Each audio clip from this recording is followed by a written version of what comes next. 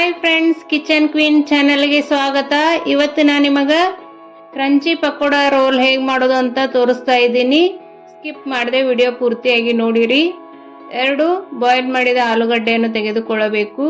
ಅದಕ್ಕೆ ಸ್ವಲ್ಪ green chilli ಪೇಸ್ಟನ್ನು ಹಾಕಿಕೊಳ್ಳಬೇಕು. ಇದಕ್ಕೆ ಅರ್ಧ ಸ್ಪೂನ್ನಷ್ಟು ಗರಂ ಮಸಾಲ ಹಾಕಿಕೊಳ್ಳಬೇಕು ಮತ್ತು ರುಚಿಗೆ ತಕ್ಕಷ್ಟು ಉಪ್ಪನ್ನು ಹಾಕಿಕೊಳ್ಳಬೇಕು.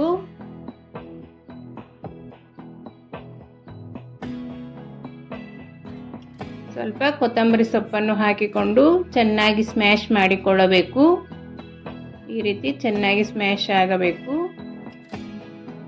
ಈಗ ಪಕೋಡಾಗೆ ಹಿಟ್ಟನ್ನು ರೆಡಿ ಮಾಡಿಕೊಳ್ಳೋಣ. ಇದಕ್ಕೆ 1 ಕಪ್ನಷ್ಟು ಕಡಲೆ ಹಿಟ್ಟನ್ನು ತೆಗೆದುಕೊಂಡಿದ್ದೇನೆ. ಬೇಸನ್, ಇದಕ್ಕೆ ಅರ್ಧ ಕಪ್ನಷ್ಟು ಅಕ್ಕಿ ಹಿಟ್ಟನ್ನು ಹಾಕೋಬೇಕು.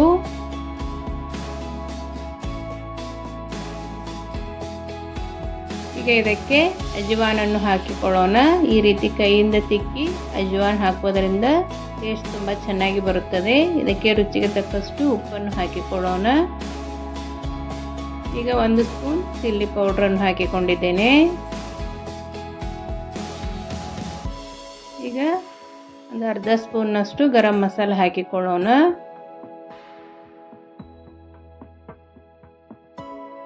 ಇದಕ್ಕೆ ಉದ್ದಗೆ ಕಟ್ ಮಾಡಿ ಇಟ್ಟುಕೊಂಡಿರುವ ಈರುಳ್ಳಿಯನ್ನು ಹಾಕಿಕೊಳ್ಳಬೇಕು.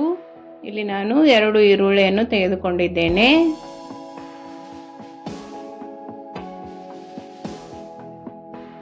ಯಾರಾದರೂ ಮೊದಲನೇ ಸಲ ನನ್ನ ಚಾನಲನ್ನು ನೋಡ್ತಾ ಇದ್ದರೆ ಸಬ್ಸ್ಕ್ರೈಬ್ ಮಾಡಿಕೊಂಡು ನೋಡಿರಿ ಮತ್ತು ಪಕ್ಕದಲ್ಲೇ ಇರೋ ಬೆಲ್ ಐಕಾನನ್ನು ಕ್ಲಿಕ್ ಮಾಡಿ ಆಲ್ ಅಂತ ಸೆಲೆಕ್ಟ್ ಮಾಡಿರಿ. ಇದಕ್ಕೆ ಬಿಸಿ ಆಯಿಲನ್ನು ಹಾಕಿಕೊಳ್ಳಬೇಕು. ಇಲ್ಲಿ ನಾನು 2 ಸ್ಪೂನ್ ಗರಂ ಆಯಿಲನ್ನು ಹಾಕಿಕೊಂಡಿದ್ದೇನೆ. ಈಗ ಇದನ್ನು ಚೆನ್ನಾಗಿ ಮಿಕ್ಸ್ ಮಾಡಿಕೊಳ್ಳಬೇಕು.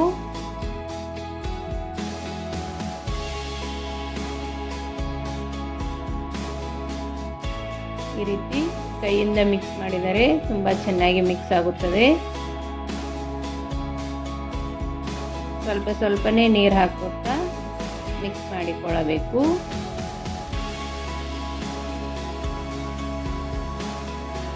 ಈ ಪಕೋಡ ಈವ್ನಿಂಗ್ ಟೀ ಜೊತೆ ತುಂಬ ಚೆನ್ನಾಗಿರುತ್ತವೆ. ಒಂದು ಸಲ ಟ್ರೈ ಮಾಡಿ. ಈಗ ಬ್ರೆಡ್ ಸ್ಲೈಸಸ್ ಅನ್ನು ತೆಗೆದುಕೊಂಡು ಈ ರೀತಿ ಎಲ್ಲ ಎಜ್ಜುಗಳನ್ನು ಕಟ್ ಮಾಡಿಕೊಳ್ಳಬೇಕು. ಕಟ್ ಮಾಡಿ ಒಂದು ಬ್ರೆಡ್ನಲ್ಲಿ 2 ಪೀಸಸ್ಗಳಾಗಿ ಮಾಡಿಕೊಳ್ಳಬೇಕು. ಈ ರೀತಿ ಕಟ್ ಮಾಡಿ ಇಟ್ಟುಕೊಳ್ಳಬೇಕು. ಇದಕ್ಕೆ ಮೊದಲೇ ರೆಡಿ ಮಾಡಿ ಇಟ್ಟುಕೊಂಡಿರುವ ಆಲೂಗಡ್ಡೆ ಮಸಾಲವನ್ನು ಈ ರೀತಿ ಹಾಕಿಕೊಳ್ಳಬೇಕು.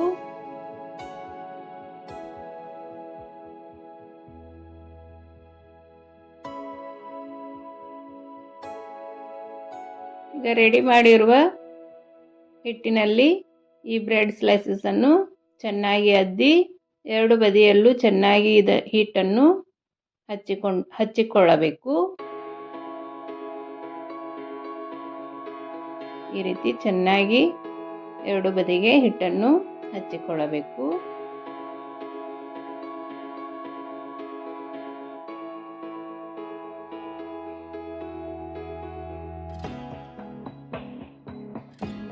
ಮೊದಲೇ ಆಯಿಲ್ ಬಿಸಿ ಮಾಡಲು ಇಟ್ಟಿದ್ದೆ.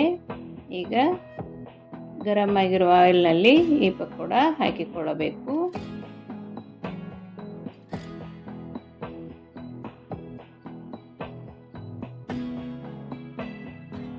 ಚೆನ್ನಾಗಿ 2 ಬದಿಯಲ್ಲೂ ಗೋಲ್ಡನ್ ಬ್ರೌನ್ ಕಲರ್ ಬರೋವರೆಗೂ ಫ್ರೈ ಮಾಡಿಕೊಳ್ಳಬೇಕು. ನನ್ನ ಚಾನಲ್ನಲ್ಲಿ ಅನೇಕ ರೀತಿಯ ಈವ್ನಿಂಗ್ ಸ್ನ್ಯಾಕ್ಸ್ಗಳು, ಫೆಸ್ಟಿವಲ್ ರೆಸಿಪಿಗಳು ಇವೆ. ಒಂದು ಸಲ ಚಾನಲ್ ಚೆಕ್ ಮಾಡಿ. ನಿಮಗೆ ಇಷ್ಟವಾದರೆ ಸಬ್ಸ್ಕ್ರೈಬ್ ಮಾಡಿಕೊಳ್ಳಿ ಮತ್ತು ನಮ್ಮ ಫ್ರೆಂಡ್ಸ್ ಆ್ಯಂಡ್ ಫ್ಯಾಮಿಲಿ ಜೊತೆ ಶೇರ್ ಮಾಡಿ.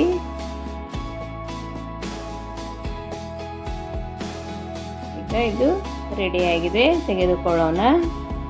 ಈಗ ಕ್ರಂಚಿ ಪಕೋಡ ರೆಡಿ ಆಯಿತು. ನೋಡಿ ಎಷ್ಟು ಕ್ರಿಸ್ಪಿಯಾಗಿ ಬಂದಿವೆ ಅಂತ.